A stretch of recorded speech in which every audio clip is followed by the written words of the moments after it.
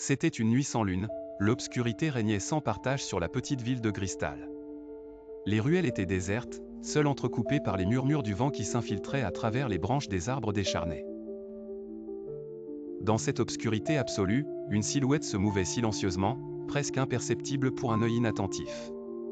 Sacha, un jeune homme de 18 ans, rentrait chez lui après une soirée entre amis. Il n'aurait jamais dû emprunter ce raccourci, mais l'appel d'une nuit paisible dans son lit douillet l'avait emporté. Chaque pas résonnait comme un coup de marteau dans le silence oppressant. Un sentiment d'inconfort grandissait en lui, comme si les ombres des bâtiments abandonnés cherchaient à l'engloutir. Soudain, une voix enfantine se fit entendre, un murmure lugubre qui venait de derrière lui. « Aide-moi » implorait la voix.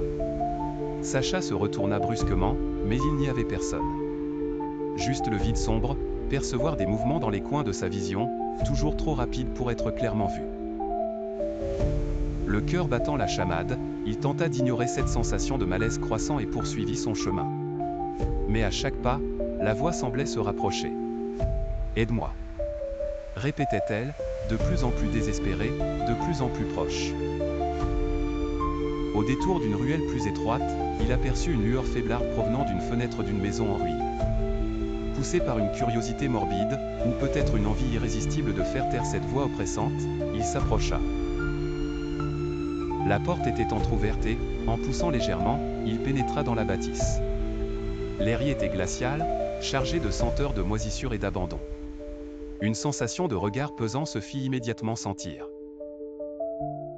Son instinct lui criait de faire demi-tour, mais ses pieds semblaient pris dans la glu, incapables de reculer. Il gravit lentement les marches en bois qui menaçaient de s'effondrer sous son poids. À l'étage, la lumière provenait d'une pièce dont la porte était grande ouverte. Sacha entra et découvrit une chambre d'enfant, étrangement intacte malgré le délabrement du reste de la maison. Au centre de la pièce, une petite fille aux cheveux épars et aux yeux vides le fixait. « Aide-moi » murmura-t-elle faiblement. Son visage semblait se décomposer lentement, une ombre de détresse dessinée sur ses traits livides. Sans comprendre pourquoi, Sacha tendit la main. Mais dès qu'il toucha l'épaule de la petite fille, une onde glaciale le traversa. Elle se dissipa en une volute de fumée noire, et un hurlement déchirant emplit la pièce, secouant les murs de la bâtisse. Pris de panique, il rebroussa chemin en trombe, dévalant les escaliers à toute vitesse. Mais au seuil de la porte, il s'arrêta net. Devant lui se tenait à nouveau la petite fille, cette fois-ci accompagnée de silhouettes lugubres et spectrales. Toutes fixant Sacha avec des yeux vides d'humanité. Leur murmure devenait une cacophonie infernale, le suppliant, réclamant son aide dans un tourbillon de désespoir.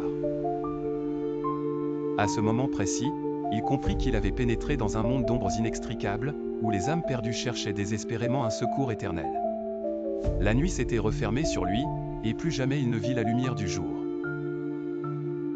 Gristal était désormais synonyme de son nom, gravé à jamais dans les annales des disparus sans trace.